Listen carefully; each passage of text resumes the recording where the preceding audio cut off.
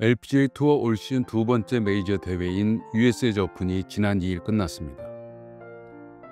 80회나 되는 역사와 그에 걸맞는 권위, 그리고 1,200만 달러라는 사상 최고액 상금과 역대급 난코스 등으로 많은 관심을 끌었습니다.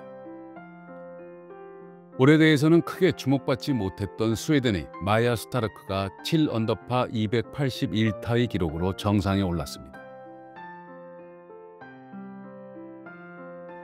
2022년 투어에 데뷔한 스타르크는 지난 3년 반 동안 한 차례의 우승과 14번의 톱10으로 벌어들인 상금 총액이 280만 달러였지만 이번 US 여자 오픈에서 우승으로 단번에 240만 달러를 추가했습니다.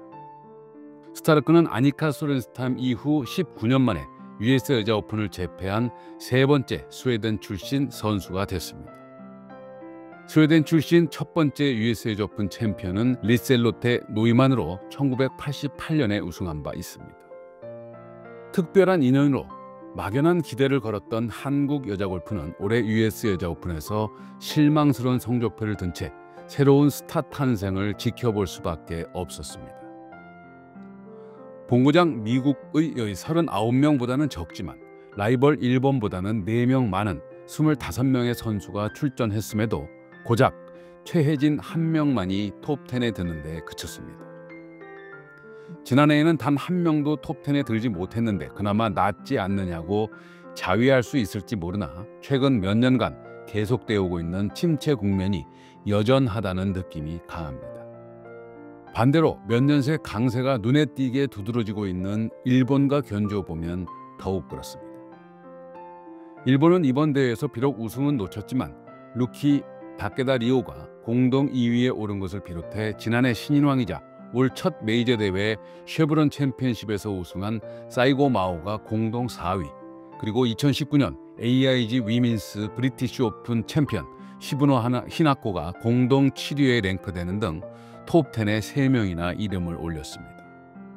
더구나 이들은 나흘 내내 치열한 우승 경쟁을 펼쳐 마지막 날 4언더파를 몰아치며 순위가 급상승한 최혜진과는 경우가 달랐습니다.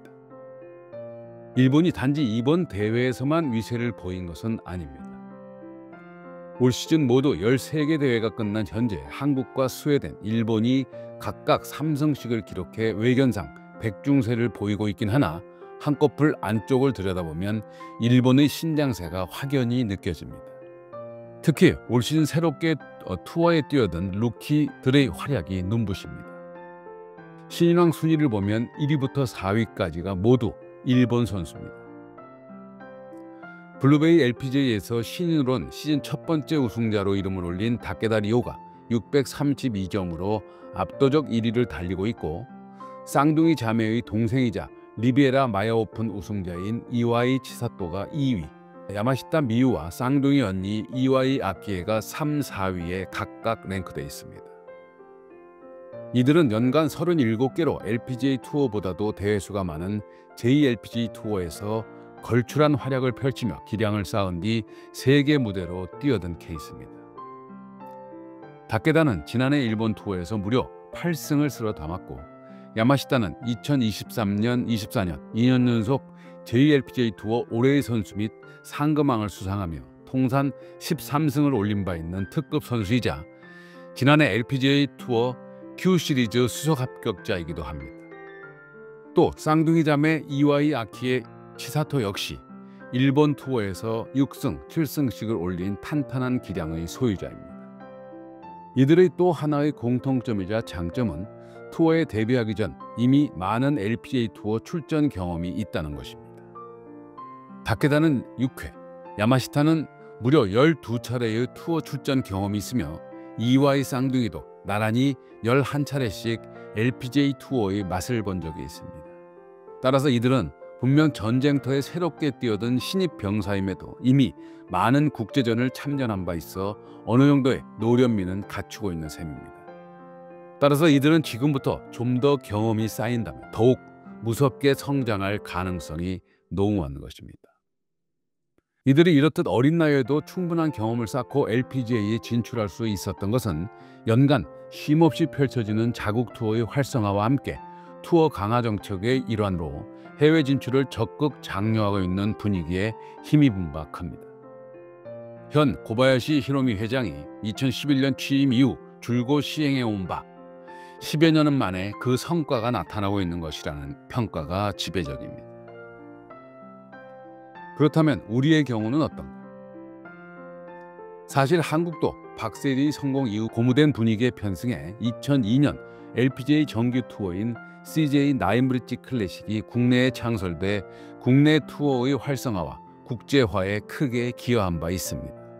코오롱 하나은행 챔피언십, KEB 하나금융그룹 챔피언십, BMW 레이디스 챔피언십 등으로 타이틀이 변경되면서도 현재까지 역사가 이어지고 있는 이 대회는 LPGA 투어 멤버가 아니면 맛볼 수 없는 경험을 순수 국내파 선수들에게도 제공했고, 그런 값진 무대를 통해 안시현, 이지영, 홍진주, 백규정, 그리고 나중에 세계 랭킹 1위까지 오른 바 있는 고진영 등이 비멤버 우승이라는 신데렐라 스토리를 만들어낼 수 있었습니다.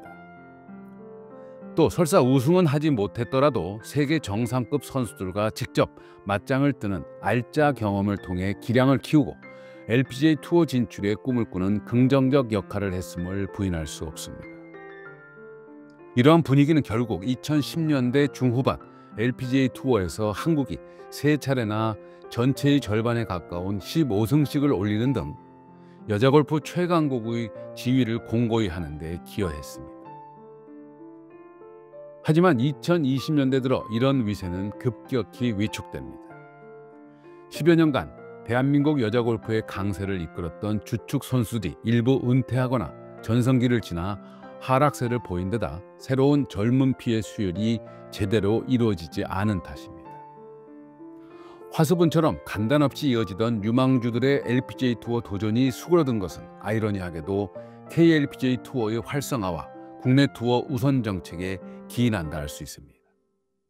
연간 평균 총상금 10억 원을 상회하는 30개 안팎의 대회가 열리자 선수들이 고생은 많이 하고 성공이 보장되지 않는 LPGA 투어 도전보다는 국내에 안주하려는 분위기가 생겼고, 협회도 해외 투어 진출을 제도적으로 제한하는 정책을 도입하면서 이를 부추겼습니다.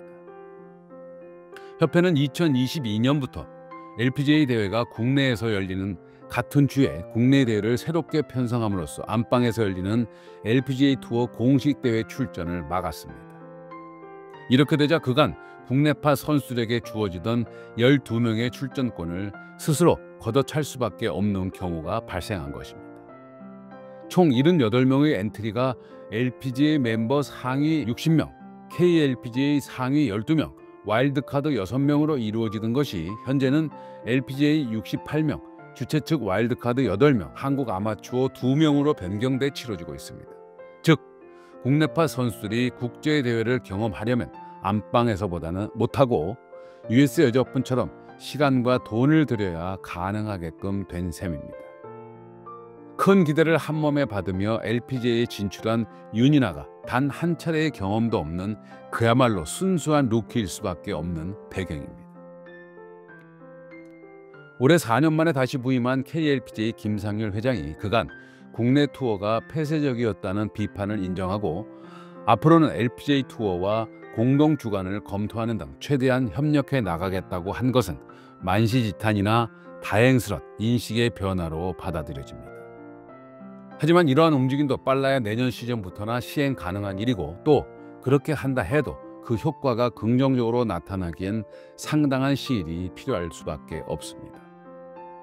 따라서 한국 여자 골프는 이번 US 여자 오픈에서 나타났듯 안타깝지만 2010년대의 영화를 되찾기 위해선 상당 기간 고전이 불가피할 것으로 보입니다.